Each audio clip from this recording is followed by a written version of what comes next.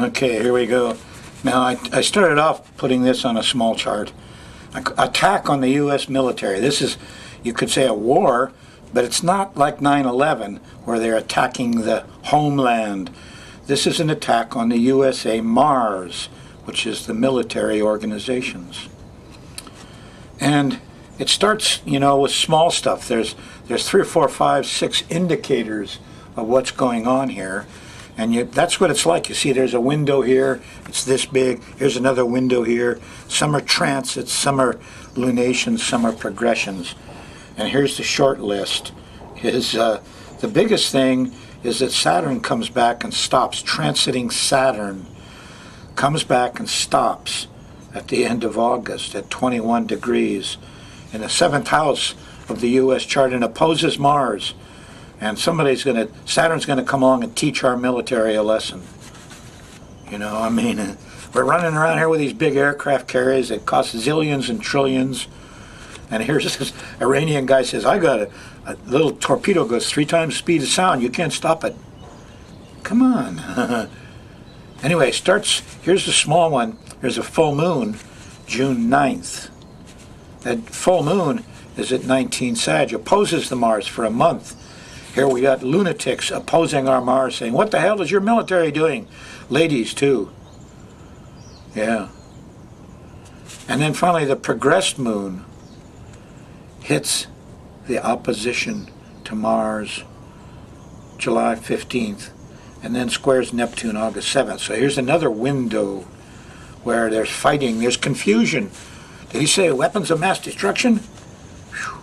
The really big thing is when the progressed descendant opposes Mars and then goes on to square Neptune. Well, it opposes Mars March 14th, 2018, next year.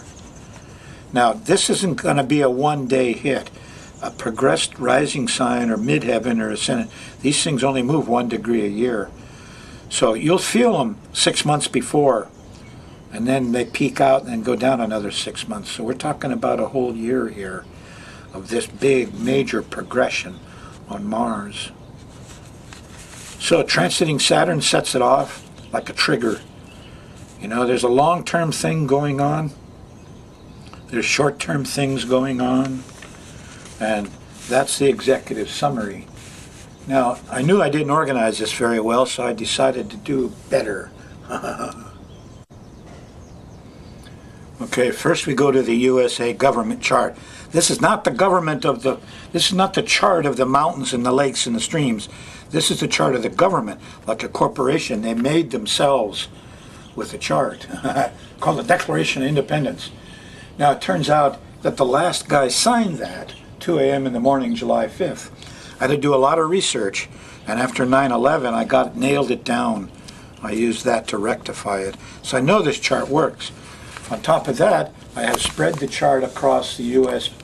ground, and it turns up, wow, Uranus through New York, Pluto through New Orleans, Neptune through the West Coast, Venus through near Las Vegas. Oh boy. So, it works on the ground and everywhere. So I got a lot of confidence in this chart. Now, when you look at the USA chart, that's the one in the center here. What you see is Mars. First of all, it's Gemini rising. We got 2 Geminis now in office. Yes, both of them have the sun in Gemini. And Mars in Gemini here in the 1st house.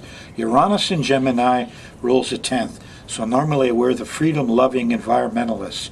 But that gets put off because of a seesaw to Jupiter here and the sun and Venus. All the money. So we go back and forth. We go in 30-year cycles, in fact. But go back to Mars. Mars is the warrior, and Gemini. This reminds me of the Hornet. Reminds me of the way we fight. We fight like a Gemini, like Fred Astaire or Laurel out of Laurel and Hardy.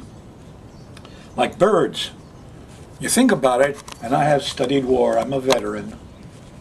The way this U.S. fights is we get up in the air and we bomb the hell out of them.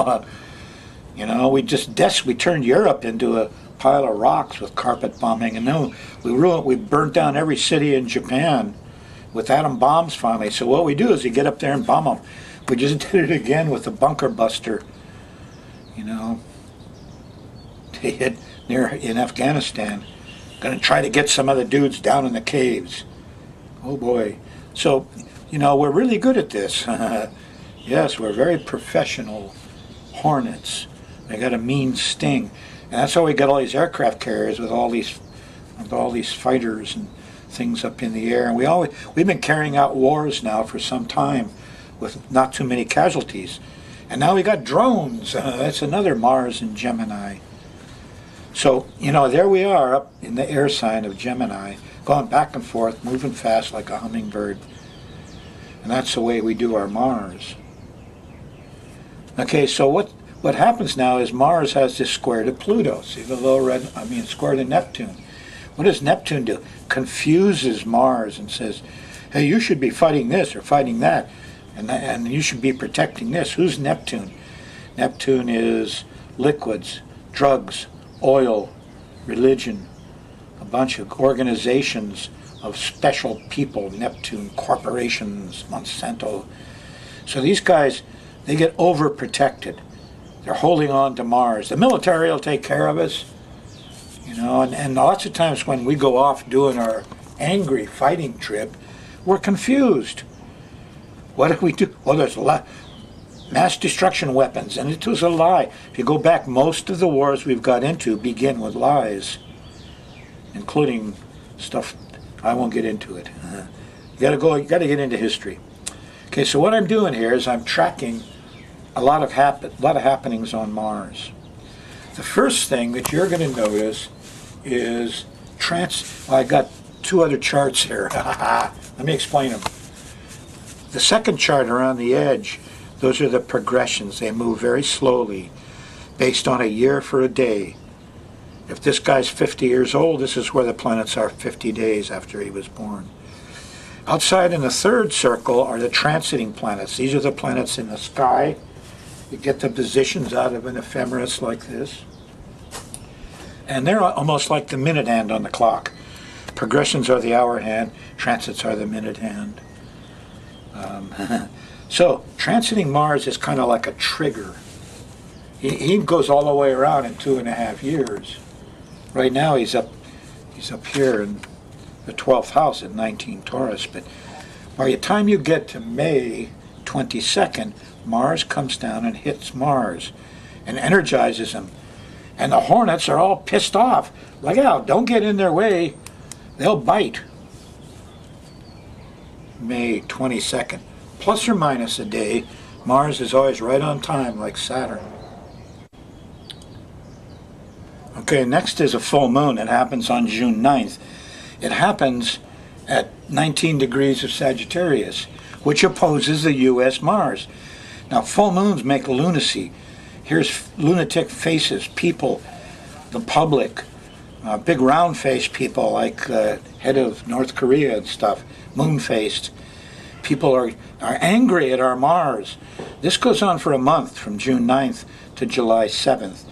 It's a month of warnings about which people we might really have to fight physically. We hadn't already learned about it. So this is a major influence, but it just lasts a month, and then it's over, huh? The 7th house of partners. Progress moon and progress rising sign, both there.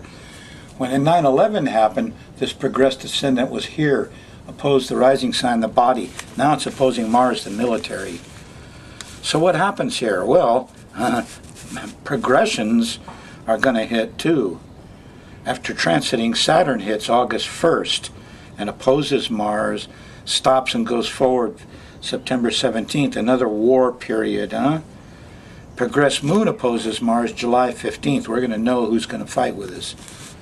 And finally, major progressions of the progressed ascendant, happen next 2018 mostly. But, March 14th could happen even a year earlier. So there's a lot of timing here. A lot of timing. If I had to pick a time you won't be able to ignore, it'll be the last week in August, which is when the eclipse goes across the USA and one that hits Mr. Trump, you know, in a difficult way too.